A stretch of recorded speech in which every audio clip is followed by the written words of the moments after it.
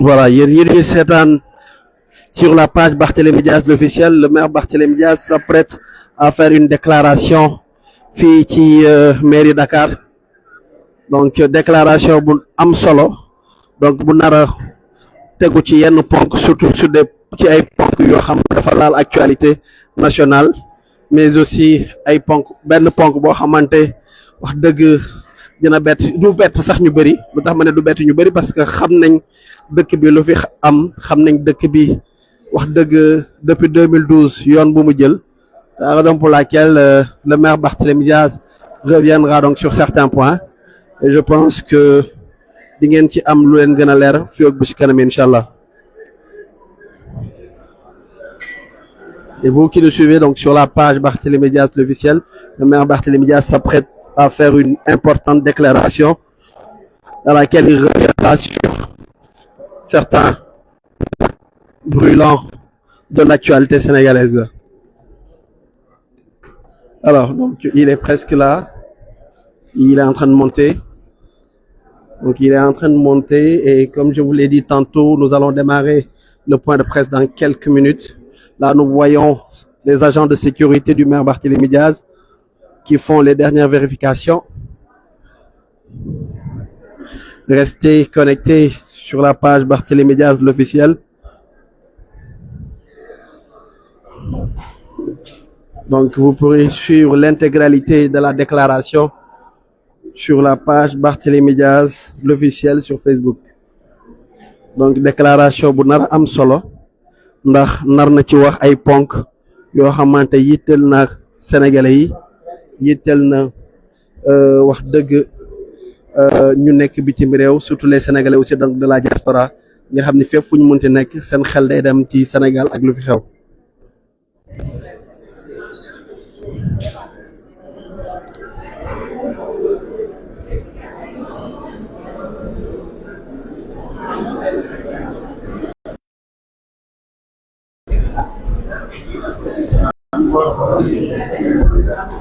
Kari lan la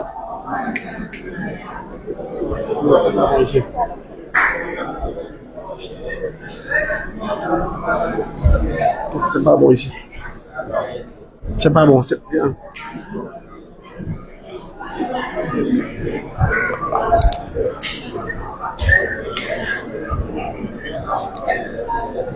Alors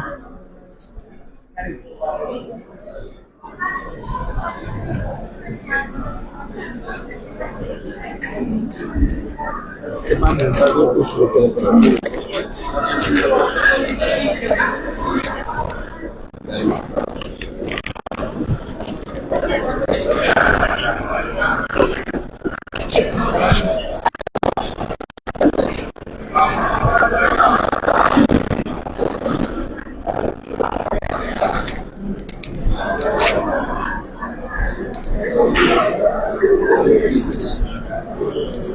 Il y a assez de charge.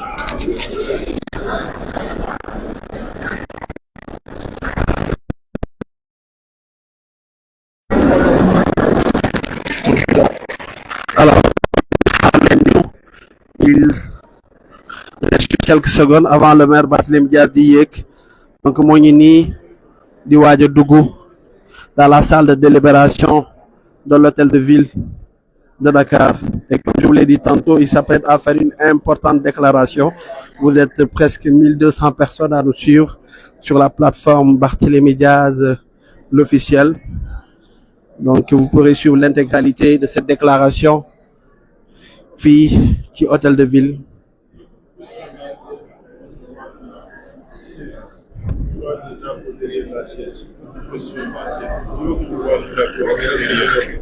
Voilà. Si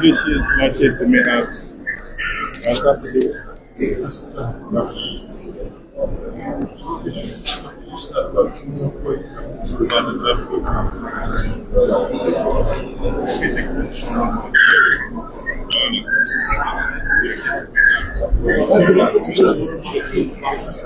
Alors, donc il reste juste quelques secondes. Comme anglais bi nu mu koy waxee, stay online.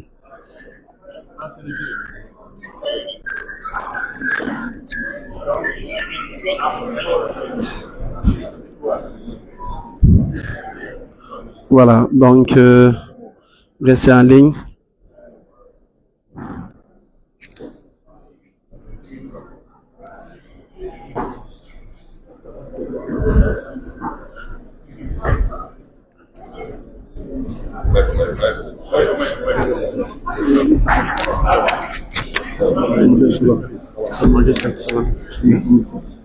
Attendez.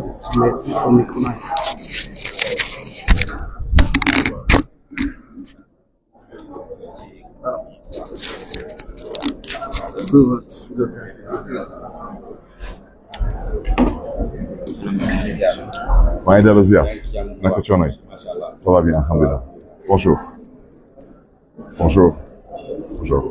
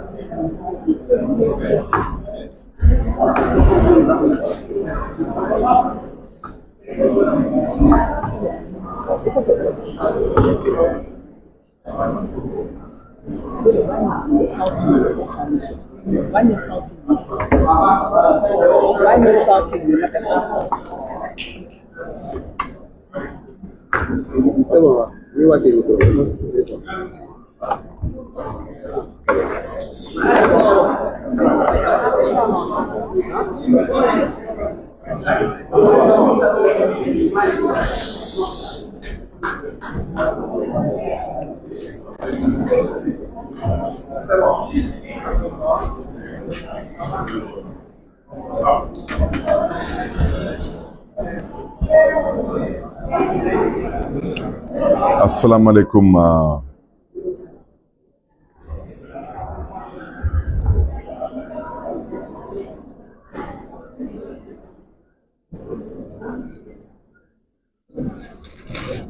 asalaamaaleykum mbokk yi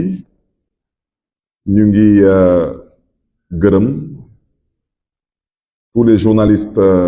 yu fi ñëw tey pour couvrir point de presse bi di nuyu mbokk yi nekk ci biir réew mi ak mbokk yi nekk bitim réew di sant yàlla may tey opportunité ñu mën a toog fi tey ñëw seq waxtaan bi ak askanu Sénégal mbokk yi nag xam naa point de presse bi dañ koy am ci ñaari pàcc naa commencé nag ci wolof ensuite ma daaneel tamit ci tubaab surtout pour ñu fi nekkal seen yenn dëkk yi je parle de ces missions diplomatiques parce que fu dëkk bi tollu tey am na solo ñu mën a communiquer ak askan wi mbokk yi xam naa fu may doole ci communication bi mooy ngeen may ma d'abord ma ñaawlu bu baax a baax jaay doole bu ñuy jaay kii di suñu mbokk di suñu doomu ndey di Pape Alé Niang parce que jaay doole boobu ginnaaw jëmmu Pape Alé Niang daanaka entrave à la liberté de la presse la et tamit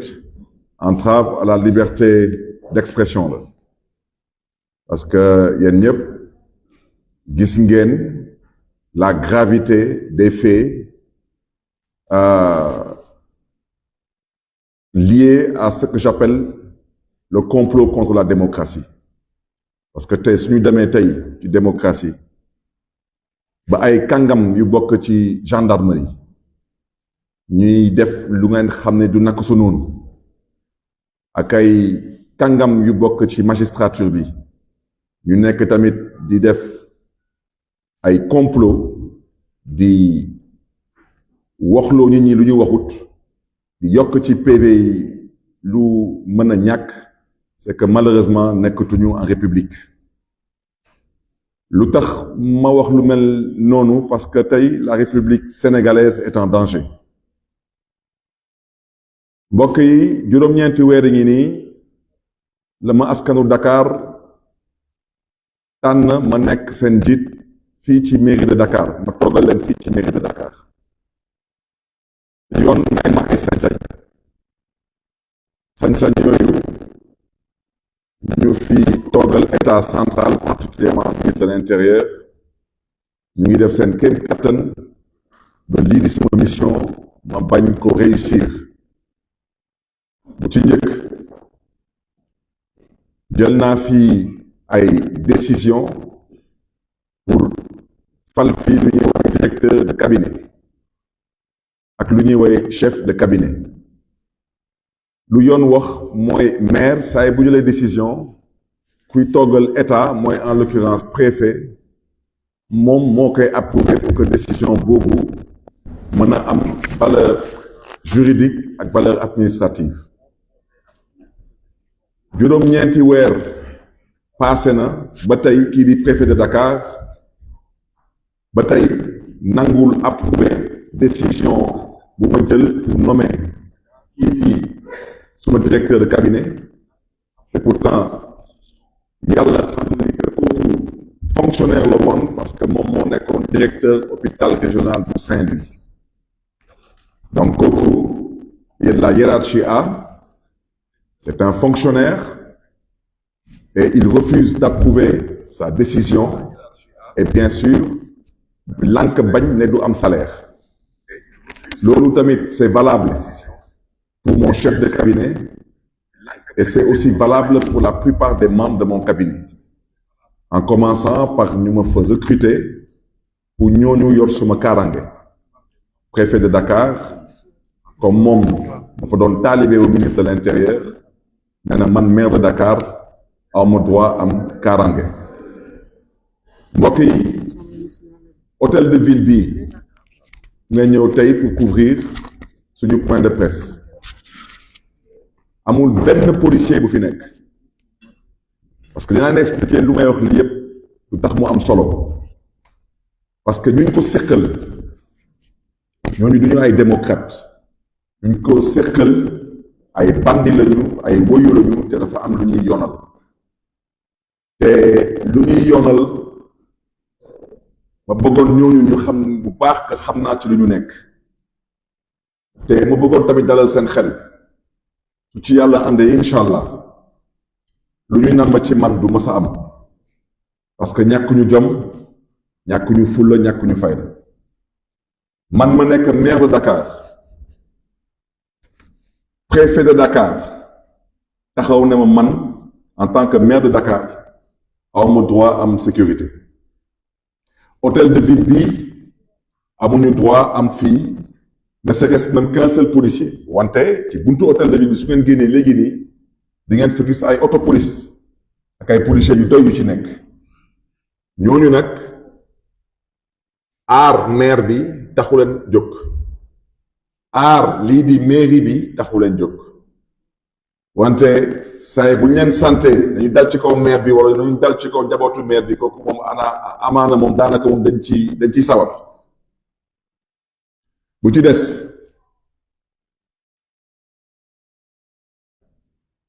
parce que tout de même ñun fekk nañ fi Mamadou Diop mu nekkoon maire de Dakar fekk nañ fi Pape Diop nekkoon fi maire de Dakar xam nañ lan mooy maire de Dakar xam nañ lan mooy yenn droit yu maire de Dakar di am loolu yëpp ñoom dañ jàpp ni que ñun amuñu droit am loolu ba ci sax lu ñuy woowee flèche mooy daanaka maire de Dakar nga sooy génn di nga am benn motard bu lay escorter loolu ñoom jàpp nañu que ñoom amuñu ko jox ñu ko en tant que droit man en tant que maire de Dakar fu ma dëkk état bi lu mu jàpp mooy awma fa droit am sécurité lu tax may wax loolu mbokk yi yéen ñëpp gis ngeen lu fi jot a xew semaine dernière ci sécurité wu kii di Ousmane Sonko di opposant di maire de Ziguinchor lu tax may insister ci loolu parce que laata ñu egg ci loolu Ousmane Sonko bëggoon nañ ko fi tuumaal ci ay mbiru force spéciale ñuy wax ci waxu force spéciale yi mu am ñu fi taxaw jàpp ni que loolu ay waxu daanu saret la effectivement ay waxu daanu saret la wante ñoom dañuy yoonal dafa am lu ñu namm te lu ñu namm ñun dañu fas yéene wu toog di leen di seetaan ñuy dérouler tranquillement parce que nag lu ëpp tuuru dama ne ci les grandes démocraties ci dëkk yu respecté seen bopp yi dëkk yooyu même soo nekkee opposant le minimum de droit mooy particulièrement le droit à la liberté de vaquer à ses occupations mooy di mën a dem di dikk dañ koy respecté le droit nga am sécurité parce que homme public nga dañ koy respecté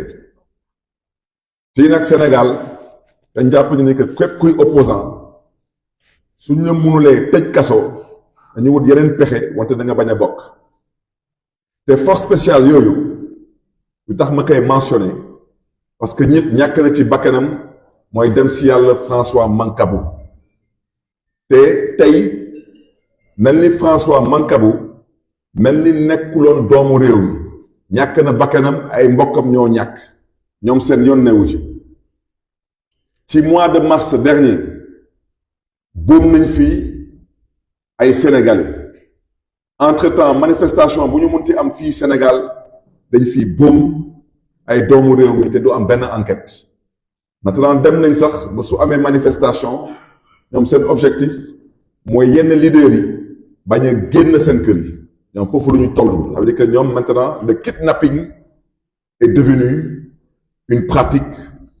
à la limite réglementée dans leur entendement et leur mode de gouvernance mbokk yi semaine dernière ministre de l'intérieur génne na benn communiqué boobu bu ma ko liiree ba ma ko liir ma xam ne ni man lay waxal ma bëgg nag wax ci leer parce que bu muy génn communiqué bi fekk na jàpp na garde corps Ousmane Sonko yi yëpp téye leen ci lan ci jaay leen doole te tooñ baaxul mënoo nekk di dox sa dox yor ay ñit ñu yor sa kaaraange ay samba booy jógee fële rax ci sa convoi di la xas ak di la saaga ak di la provoquer te amul kenn ku nar a soi-disant réagir réaction su amee dañu gis ku tooñ ñu ne dañuy jàpp ñu fayuy téye leen jëm leen nëbb jant bi parce que seen objectif mooy une fois de plus lu ñuy yoonal ci 3e mandat bi kenn bañ leen tere ñu mën a atteindre objectif bi ministre de l'intérieur ci gàttal ci communiqué am nee na moom dafa constaté que am na ay nit yuy sol ay kagul ak di sol yenn yére yi nga xam ne ni yére yi waa force de défense ak de sécurité ñoo ko moom particulièrement ay forces spéciales nee na yenn agissement yu mel noonu day créer ay confusion ci bëtu population yi te nee na loolu tamit mën na indi population yi ñu am xel ñaar ci taxawaayu nit ñu mel noonu te nee na nit ñu mel noonu mooy ay nit ñuy gunge ay hommes politiques ministre de l'intérieur yokk rek nekk yu mel noonu daanaka ay nit ñuy woowee ñun ay garde du corps yi sol ay yére yu ñuroo ay yére yu militaires yi di sol wala gendarme yi di sol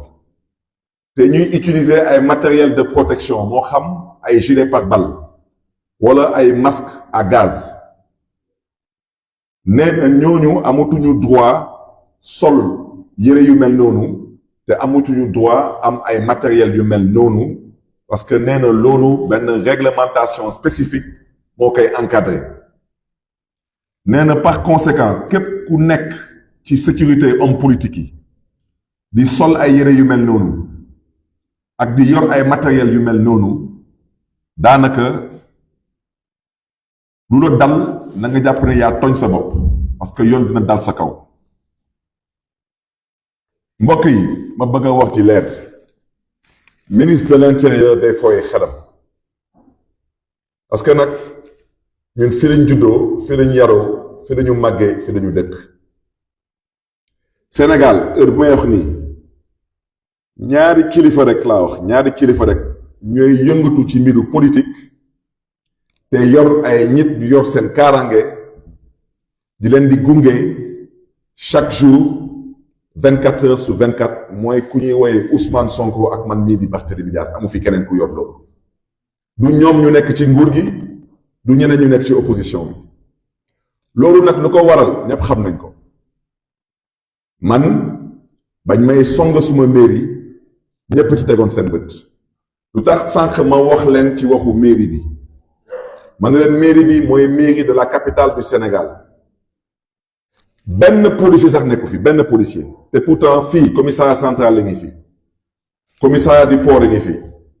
commissariat plateau mi ngi fi commissariat Rebeuss ngi fi lu fi am ci ay commissariat ak lu fi am ci ay policier kenn mënu ko fi lim wante ñoom ci seen xalaat bu gàtt mairie de Dakar même un seul policier ne serait-ce que pour la dissuasion daanaka ñoom ci seen xalaat bu gàtt mën na ñàkk yéen ñëpp gis ngeen fan ngeen jaar ba egsi fi ci salle bi daanaka fii nit bu rep mën na dem jël ji gànnaay dugg fii ci mairie bi dox nànk romb nànk ñëw ci bureau maire ubbi buntu maire ubbi buntu bureau maire jàkkaarloo ak maire fetel maire loolu à la limite le ministre de l'intérieur ne loolu moom même su amee sax amaana yoon la parce que wax naa leen juróom-ñeenti weer yi nii maa ngi toog fi ci mairie bi préfet ba tey moom nee na man awma droit am sécurité lu tax may insister ci loolu yëpp parce que wax ji mooy lan mooy lu ñu namoon ci nëbba jant bi ñu yor kaaraange Ousmane Sonko ñoom ñoo xam luñ ci nam parce que ñun xam nañ luñ ci nam wante su ci yàlla àndee incha allah duñ ci am ndam parce que troisième mandat moom dañ koy tere Sénégal te loolu du mbiru ay garde corps yoo koy lijjanti loolu askan bi moo koy lijjanti donc tàppale yu ñu nekk yëpp amul benn solo man suma baat ci kaw bañ may song ci mairie Mermoz Sacré-Cœur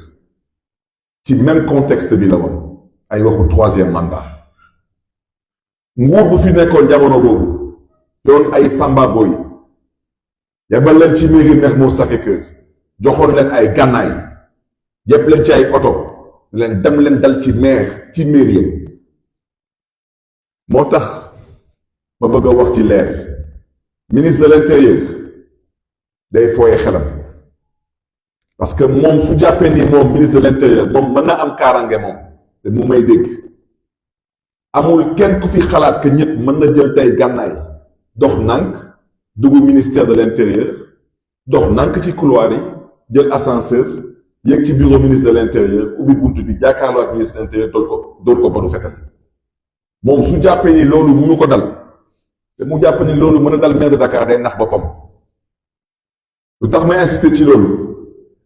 parce que ñu ngi viser suma sécurité parce que pour ñoom lijjanti nañu li sécurité Ousmane Sonko dañuy nax seen bopp parce que nag Ousmane Sonko première sécurité mooy d'abord yàlla ensuite askanu Sénégal topp si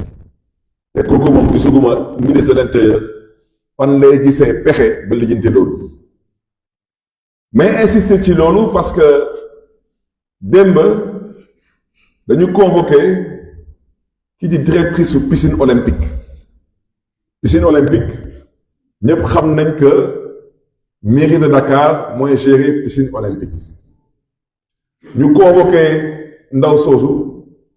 ne que yow yaay directrice piscine olympique mu ne leen waaw man la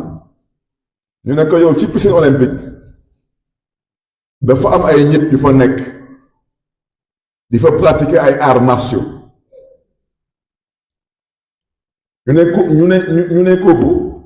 ñooñu est-ce que da ngeen am contrat ak ñoom est-ce que da ngeen am convention bu leen di may ñuy ñëw ci piscine olympique boobu di fa pratiquer yenn arts martiaux yi ñu dem ba di utiliser yenn expression yi te dañ ko convoqué fu ñu convoqué woon ñoom François Mancabou mooy sûreté urbaine te may ñaawlu seen taxawaay parce que waa sûreté urbaine ñu ngi may dégg suñu bëggoon xam lu xew piscine olympique maire la ñuy convoqué du ñu convoqué directrice piscine olympique parce que directrice piscine olympique ab maire a ko fa teg donc su fa amoon ay activité ñu ngeen xam ne ni yoon daf ko tere maire la ñu naroon convoqué laaj maire est-ce que piscine olympique am nga fa sañ-sañ di fa may ay nit ñu fay am yenn activité yi activité yooyu nag ñoom dañ ko bëgg à la limite considéré comme des activités de force spéciale. Il faut qu'on apprenne à être sérieux au Sénégal. wut Barthélémy Diaz wala am lu ngeen namm ci Barthélémy Diaz di yoonal ba tey yàlla wonugu leen yoon taxul ngeen nar a def n'importe quoi ou de verser dans du n'importe quoi. Piscine olympique am na ay fédération yu bëri yu fa nekk yu fa pratiquer seen activité yi activité bu ñuy ciblé ñoom ku ko fay pratiquer du ma tudd turam parce que je n'ai pas le droit de divulguer des données personnelles wante ñoom waa gendarmerie xam nañ ko bu baax a baax parce que yàgg na fa nekk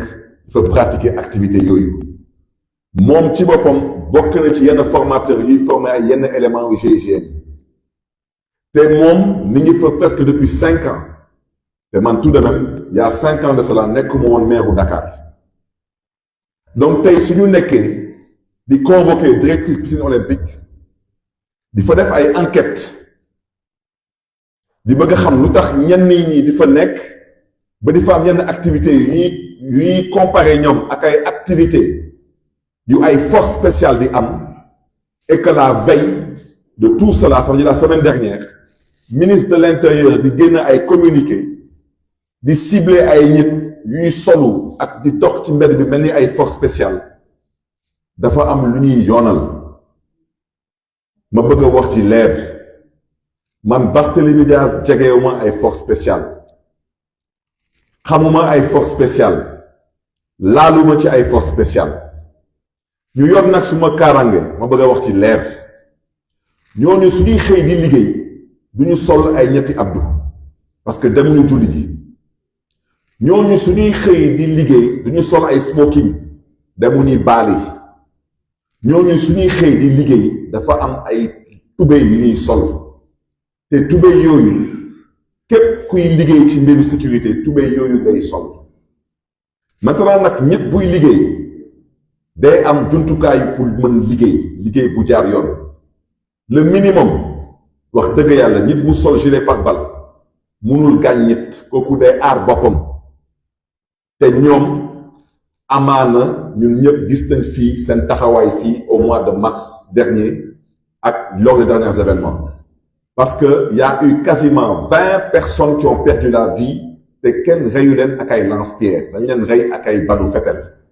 moo tax ñu yor suñu kaaraange di sol ay gilet pare-balles parce que duñ ko seqal ay bandi lañ parce que wax ci mooy lan dañuy toog di ne oui c'est les forces de défense et de sécurité des forces de défense et de sécurité ñuy gunge ak di escorter ay nervis ba ñuy convoqué Ousmane Sonko dëkk ci tribunal ba may génn suma kër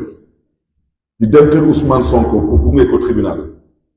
suma koñ Baobab te waa Baobab may dégg waa Guy gi ñu ngi may dégg suma koñ lépp koñ bi yépp ay nervi la woon mais boobu tamit ministre de l'intérieur gisu ko wante nag dinaa wax ministre de l'intérieur ñaari baat fulla mooy jaay Dakar c'est la dernière fois que nervi di dugg Baobab waa Baobab ñu may dégg falaa juddoo falaa yaroo falaa dëkk te ñàkk ñu jom ñàkk ñu fay Baobab man kese man képp man rek man doom maa fa dëkk tey ci autorité publique amu fa maire amu fa député amu fa ministre amu fa kenn ku dëkk Baobab bu fa mën a tey justifier am un besoin de recruter des éléments de sécurité kon ñu fay indi ay nit képp ku xam fu ma dëkk su ma kër ak Guy gi 100 mètres doxul suñu diggante ngeen di fa jël ay centaines de nervis di leen di stocker au niveau du Guy gi c'est fini loolu dafa amati su ngeen ma gëmulee nag na ngeen ko defaat te ngeen xool te du ngeen wax ne ni vous n'avez pas été averti parce que nag lu ëpp tuur dëkk bi ragal dëkku fi dañuy maslaa rek di naxante rek wante kenn du fi maslaa ba ñuy masaale kenn du ko fi nam man dans ma maison j'habite avec mes parents avec ma famille et avec mes enfants am na lu mu dul nanguti man mënuma nekk député maire de Dakar mais génn di dem kër Ousmane Sonko suma booru kër ñu teg fa ay nervi police yi teg bëtam gendarmerie di ci teg bëtam ñu ne ma maintenant man awma droit am ay garde du corps loolu doyul ñu ne maintenant suma garde du corps yi amatuñu droit sol yenn tenue yi doyul ñu ne suma garde du corps yi amatuñu droit sax yor maintenant yenn jumtukaay yi pour mën a liggéey seen liggéey parce que ñoom lu ñu nama ci man xam naa ko wante balaa ngeen dal suma kaw wallaay ma lijjanti leen te xam ngeen ma yàkkamtuuma leen tamit ce communiqué de presse du ministre de l'Intérieur c'est de la pourriture ce communiqué de presse il est illégal Antoine ñàkk jom yow lay waxal ton communiqué de presse il est illégal comme tu n'es pas capable de pouvoir protéger le maire de Dakar que je suis comme tu n'es pas capable de pouvoir protéger l'hôtel de ville qui accueille la mairie de Dakar qui est la capitale du Sénégal maintenant tu nous sors ton torchon pour venir nous dire que nous n'avons pas le droit d'être escortés par nos gardes du corps que amatuñu droit am kaaraange que képp ku ànd ak ñun di sol yenn yére yi wala di sol yenn équipement de protection individuelle que képp ku ko def da ngay dal ci kawam da ngay fooye sa xel parce que masque à gaz yi fii lañ ko jënd fii Dakar kon yéen fan ngeen nekkoon bañ koy jënd fan ngeen nekkoon ba ñooñu di fi jaay ay masque à gaz yéen fan ngeen nekkoon ba ñi nekk fii di ñu jaay ay gilet pare-balles fan ngeen nekkoon ci état bu ngeen xam ne ni c'est un état qui a des services de renseignement damay wax loolu yëpp parce que l'heure est extrêmement grave ñii lu leen troisième mandat jaral wax dëgg yàlla nit bu gëm yàlla mënul demee nu ñii di demee mënul nekk moo tax mbokk yi wax naa leen lépp lu may dund depuis 9 mois ci mairie bi amul kenn ku bokk ci suma cabinet bu fi am tey salaire du chauffeur du garde du corps du directeur de cabinet du chef de cabinet du conseiller du kenn wante nag waxoon naa ko nag Macky Sall danaa ko nag man may maire bu Dakar te képp ku nangu di ànd ak man képp ku nangu di ma liggéeyal naa def suma képp kattan ba wér su dee di nga fa yegg incha allah xeex ngeen fii Guy Marius Sagna anamu tey de mi ngi ci assemblée nationale su ngeen amoon tuuti xel ngeen xam ne ni fii yàlla kese moo fi nekk parce que xañ ngeen ko mu am salaire ci mairie de Dakar tey nag am na salaire ci assemblée nationale du Sénégal au passage tamit mais jaajëfal le capitaine Touré un homme pétri de valeurs un homme courageux et un vrai patriote di ko encourager mbokk yi mairie de Dakar force spéciale amu fi lu tax ma ci insister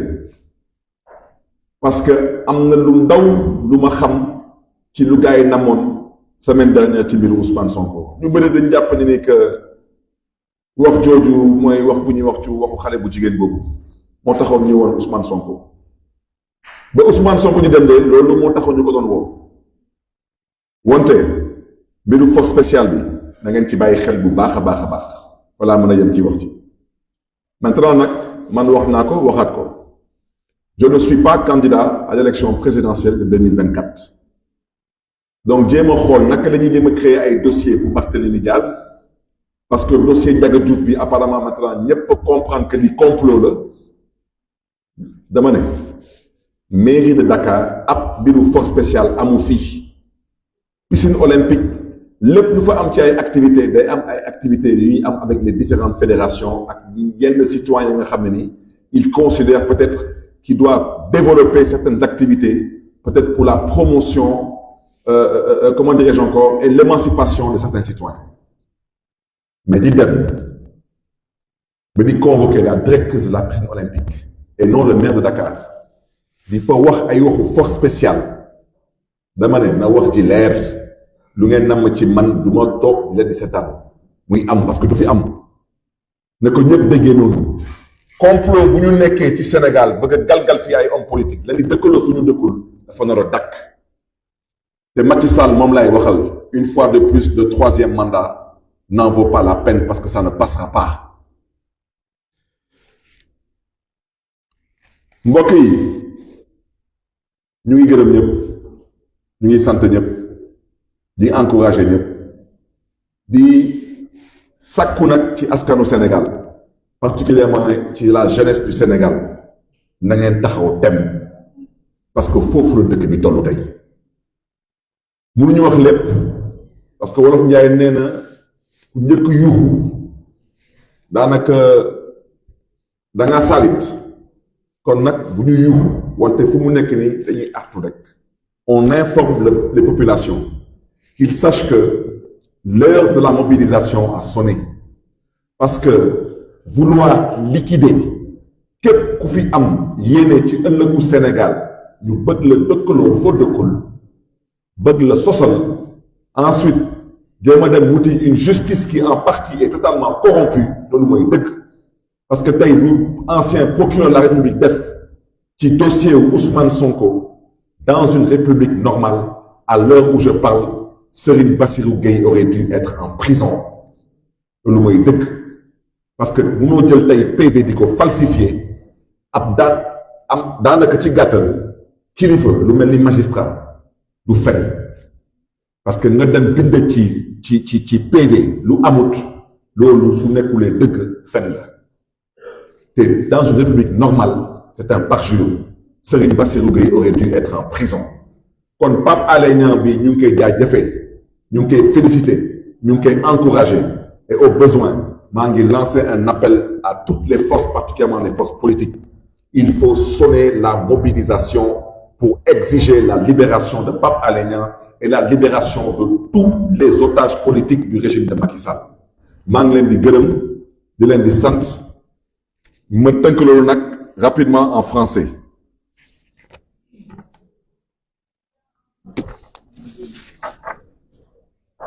Mesdames, Messieurs les journalistes,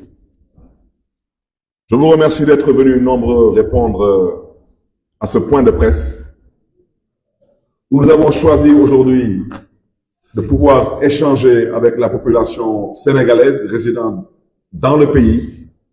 mais aussi celle se trouvant dans la diaspora. Surtout pour pouvoir échanger avec vous sur l'actualité. Une actualité, bien sûr, qui aujourd'hui est faite de situations assez alarmantes et assez gravissimes. À l'entame de mon propos, je voudrais d'abord saluer, encourager et féliciter M. Pape Alé Niang, journaliste, investigateur, chroniqueur. Parce que ce que Pape Alé Niang a eu à faire est franchement remarquable. et d'un courage sans précédent. C'est d'informer juste et vrai. Informer juste et vrai sur les risques qui aujourd'hui planent sur le Sénégal. Un pays dans lequel, pour liquider un homme politique, pour liquider un adversaire politique, les plus hautes autorités de la gendarmerie nationale sont prêtes à verser dans du faux et de l'usage de faux. Les plus hautes autorités de la justice sénégalaise sont prêtes à verser dans le complot, dans du faux et dans l'escroquerie intellectuelle. Parce qu'aujourd'hui, quand un procureur de la République se permet de falsifier un PV, quand un procureur de la République se permet de dire à la place de la personne concernée ce que la personne n'a pas dit, c'est que tous les Sénégalais sont en danger. Quand il s'agit de Ousmane Sonko, effectivement, Ousmane Sonko peut avoir les moyens de se défendre. Mais quand il s'agit d'un Sénégalais lambda, qui est en garde à vue, qui est sous la menace de la violation de son intégrité physique, où on peut charger son PV, où on peut, à la limite, dire à sa place ce qu'il n'a pas dit, que pour qu'il se retrouve derrière des barreaux. Dans quel Sénégal vivons-nous? Aujourd'hui, chers concitoyens, chacun d'entre nous est en danger. Parce qu'aujourd'hui, malheureusement, nous vivons dans tout sauf une république qui se respecte. J'ai convoqué ce point de presse pour dénoncer certains agissements et dénoncer aussi certaines situations. Depuis 9 mois que je suis maire de Dakar, j'ai pris des décisions nommant des membres de mon cabinet, en l'occurrence un directeur de cabinet et un chef de cabinet. Et dans ce cabinet, bien sûr, j'ai nommé des conseillers ainsi que des personnes rattachées à mon cabinet et chargées d'assurer ma sécurité. À l'heure où je parle, Monsieur le ministre de l'Intérieur, par le biais de son préfet de Dakar, a décidé de n'approuver aucun des actes que j'ai posés, en violation parfaite des textes et des lois en vigueur dans ce pays. J'ai recruté l'ancien directeur de l'hôpital régional de Saint-Louis, fonctionnaire de la hiérarchie A, comme directeur de cabinet à la ville de Dakar. Jusqu'à l'heure où je vous parle, ce monsieur n'a perçu aucun salaire et ce monsieur, sa décision de nomination n'a pas été approuvée par le préfet. C'est valable pour mon chef de cabinet, c'est valable pour tous les conseillers, y compris ceux que j'ai trouvés dans le cabinet du maire sortant et qui sont payés depuis des années. Le préfet de Dakar m'a aussi fait savoir qu'en tant que maire de Dakar, je n'ai pas droit à recruter des éléments de sécurité. Je rappelle à l'endroit de tout le monde qu'il n'y a personne qui pense une minute aujourd'hui qu'une personne mal intentionnée puisse s'infiltrer dans le ministère de l'Intérieur, déambuler tranquillement dans les couloirs, prendre tranquillement l'ascenseur, monter au niveau du secrétariat du ministre de l'Intérieur, ouvrir la porte de monsieur le ministre de l'Intérieur et buter le ministre de l'Intérieur. Mais le ministre de l'Intérieur, lui, il pense que quelqu'un, bien sûr, mal intentionné, devrait pouvoir avoir le droit de venir à la mairie de Dakar, rentrer tranquillement, dépasser les vigiles, arriver au niveau du secrétariat du maire de Dakar, ouvrir la porte du bureau du maire de Dakar et buter le maire de Dakar, parce que cela ne me dérangerait nullement. La raison pour laquelle j'insiste sur tout cela, parce que tous les agissements du pouvoir actuel ont une finalité. Et cette finalité, j'aimerais leur dire que par la grâce de Dieu, cet objectif ne sera pas atteint. Le ministre de l'Intérieur nous a sorti un torchon de communiqué la semaine dernière pour dire, en gros, qu'il lui a été donné de constater comme s'il n'a jamais, pendant toutes ces années, vu tous ces hommes religieux, ces chefs politiques, se déplacer avec leurs éléments de sécurité. Donc il est donné de constater qu'il y avait des personnes, soi-disant encagoulées, et des personnes qui portent par devers eux du matériel réservé à la protection individuelle, accompagnés des hommes politiques, avec des tenues qui ressemblent à des tenues portées par des forces de défense et de sécurité, en l'occurrence l'armée et la gendarmerie, et plus particulièrement des tenues portées par des forces spéciales. Je tiens à dénoncer avec la dernière énergie cette fuite en avant, pour ne pas dire cette hypocrisie d'État, parce que, une fois de plus, en tant que maire de Dakar, le ministre de l'Intérieur sait très bien qu'il me doit une sécurité d'État. Il le sait très bien. Il me doit un policier à la mairie de Dakar. Il me doit un policier chez moi. Il me doit une flèche pour m'escorter et il me doit des éléments de sécurité. Il le sait très bien. Il refuse, bien sûr, de le faire. C'est son droit le plus absolu. Je souhaiterais lui dire qu'il n'a pas les moyens de m'empêcher d'assurer ma sécurité. Parce que dans ma courte carrière politique, j'ai croisé la mort. J'ai fricoté avec la mort et j'ai frôlé la mort. Et dans le même contexte que le contexte dans lequel nous sommes aujourd'hui. Un contexte d'opposition à une troisième candidature qui est totalement interdite par la Constitution du Sénégal. Je tiens à dire cela parce que ce torchon de communiqué n'est pas fortuit. Parce que l'arrestation et la mise à l'écart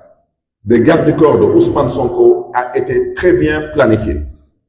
Je dis bien très bien planifiée. Ça veut dire qu'on est allé chercher des gens leur demandant de provoquer M. Ousmane Sonko, sachant très bien que les gens allaient réagir. Et cerise sur le gâteau, c'était l'excuse pour pouvoir maintenant priver M. Ousmane Sonko de sa sécurité rapprochée. Quand le ministre de l'Intérieur sort ce communiqué, le ministre de l'Intérieur sait très bien qu'il n'y a que 2 hommes politiques au Sénégal qui disposent de services de sécurité du 1er janvier au 31 décembre et 24 heures sur 24, c'est M. Ousmane Sonko et moi-même. Il n'y a pas un autre homme politique dans ce pays escorté en permanence. Donc, une fois que le cas de Ousmane Sonko est réglé, il reste maintenant le cas de Barthélémy Diaz. Alors, le cas de Barthélémy Diaz, je vous inviterai à bien réfléchir. Parce que vous êtes en train de viser que les gens que vous voyez de visu. Mais vous n'avez absolument rien compris. Parce que ma sécurité, je l'organise moi-même. Et je m'en charge moi-même. Ces gens ne peuvent pas porter des smokings parce qu'ils ne partent pas dans un bal. Ceux qui m'accompagnent ne porteront pas des boubous parce qu'ils ne partent pas à la mosquée. Ceux qui m'escortent porteront les habits qui sont des habits portés par des hommes de sécurité. Quant aux équipements que vous appelez des équipements de protection individuelle, de quoi je me mêle? Que les gardes du corps portent des gilets pare-balles. Mais parce que vous êtes une bande d'assassins. C'est de ça qu'il s'agit. Au mois de mars, vous avez buté 14 Sénégalais. Il n'y a eu aucune enquête. Les derniers événements qui ont eu lieu ici dans les rues de Dakar particulièrement, combien de Sénégalais ont perdu la vie? Aucun Sénégalais n'a été tué par un lance-pierre. Ils ont tous été tués par arme à feu. Et il n'y a aucune enquête. Comme vous êtes une bande d'assassins, c'est la raison pour laquelle nous nous protégeons en portant des gilets pare-balles. Mais un gilet pare-balles ne peut pas constituer une menace, ni pour les forces de sécurité, ni pour les citoyens lambda. Mes éléments de sécurité portent des masques à gaz. Mais parce que les masques à gaz sont portés pour pouvoir faire convenablement leur travail. Des masques à gaz ne peuvent pas encore être une fois de plus une menace pour les forces de sécurité. La vérité, c'est qu'on veut aujourd'hui priver tous les hommes politiques de premier plan de leurs éléments de sécurité. Mais à quelle fin? C'est ça le problème, c'est à quelle fin? Pourquoi Ousmane Sonko ne doit pas avoir des gardes du corps? Pourquoi moi, Barthélémy Diaz, je ne dois pas avoir des gardes du corps?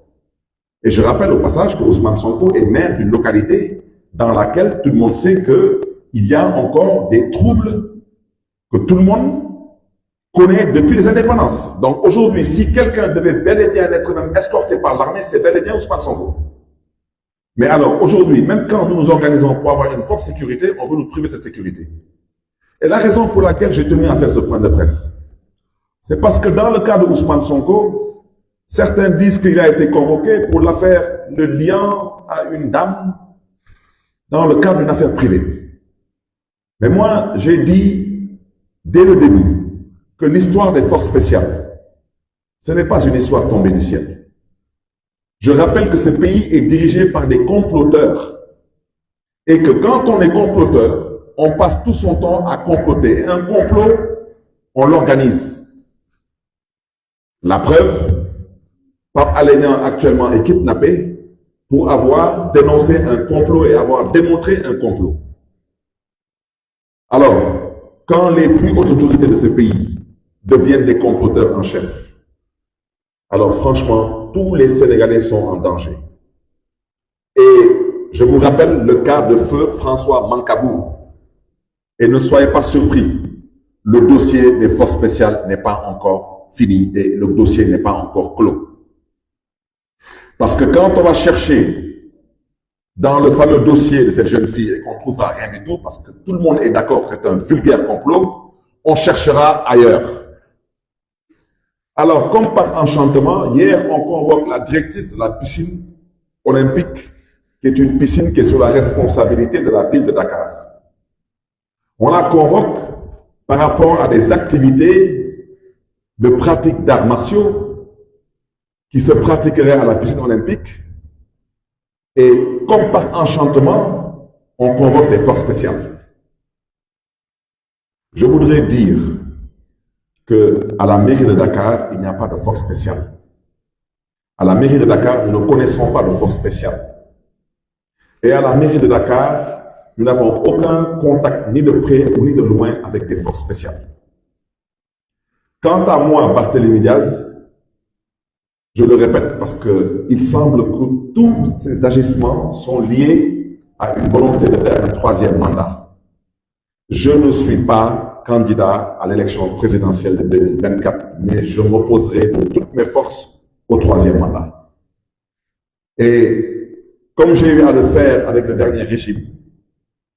je le ferai aussi avec ce régime. Je tiens aussi à dire, à l'endroit de monsieur le ministre de l'Intérieur, que c'est la dernière fois que j'accepterai, qu'en tant que maire de Dakar, que lors de journées qui sont considérées comme des journées assez sensibles, qu'à moins de 100 mètres de mon domicile, on amène des nervis par centaines qui y passent toute la journée jusqu'en début de soirée. Ça, le ministre de l'Intérieur ne le voit pas. Le ministre de l'Intérieur ne voit pas ces nervis et ne voit surtout pas le port vestimentaire de ces nervis. Je rappelle que la semaine dernière, en quittant mon domicile pour rejoindre le domicile de M. Ousmane Sonko, parce que je lui avais pris l'engagement de l'accompagner jusqu'au tribunal, à hauteur du Gouigui, le Grand Baobab, nous avons tous constaté avec étonnement la présence de centaines de nervis qui déambulaient à moins de 100 mètres de mon domicile. Malheureusement, sans aucune gêne. Et ça, le ministre de l'Intérieur ne l'a pas vu. J'aimerais dire à ce petit ministre de l'Intérieur que dans cette maison, il réside mes parents, il réside ma famille. Je vous jure sur ce que j'ai de plus cher, c'est la dernière fois que des nervis rentreront dans ma voix. La dernière fois. Et je n'ai pas l'habitude de trop parler. Je vous donne rendez-vous pour les prochaines fois. Et je prends à témoin les populations de Baobab et j'invite les jeunes de Baobab à se mobiliser. Vous ne mettrez plus vos pieds dans Baobab parce qu'on ne vit plus en République. Au nom de quoi? des hommes politiques qui ont droit à la sécurité d'État sont privés de la sécurité d'État. Aujourd'hui, on cherche maintenant à leur priver de leur propre sécurité. Et maintenant, on vient nous dire que nous devons nous taire, croiser les bras et laisser des nervis squatter les alentours de nos domiciles. Au nom de quoi? Aujourd'hui, je l'ai déjà dit, depuis 9 mois que je suis là, nous sommes persécutés. Les droits les plus élémentaires qui sont les nôtres nous sont refusés. Et maintenant, on vient nous dire que nous fricotons avec les forces spéciales. On vient nous dire que ceux qui nous accompagnent, qui ont notre sécurité, ne doivent plus s'habiller comme ci, ne doivent plus se raser comme ça. Et que maintenant, c'est à eux de décider comment nous devons organiser notre quotidien. Ça ne se passera pas comme ça. Ou bien on vit en République. L'État accepte d'assumer ses responsabilités pleinement, ou bien nous assumerons les nôtres pleinement. Parce qu'une fois de plus, nous sommes des pères de famille, nous sommes des responsables, nous sommes les autorités, et nous ne sommes pas entrés en politique pour y laisser nos vies. Nous sommes entrés en politique pour y apporter notre modeste contribution. Je tiens aussi, aujourd'hui, à dire avec force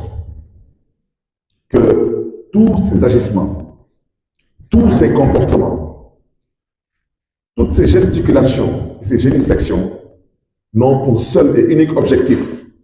que de baliser la voie à M. Macky Sall pour un 3e mandat. Mais qu'il soit dit, entendu et définitivement retenu de tous que le 3e mandat ne passera pas au Sénégal. Et le moment venu, nous nous mobiliserons. Pour l'instant, nous vous laissons le soin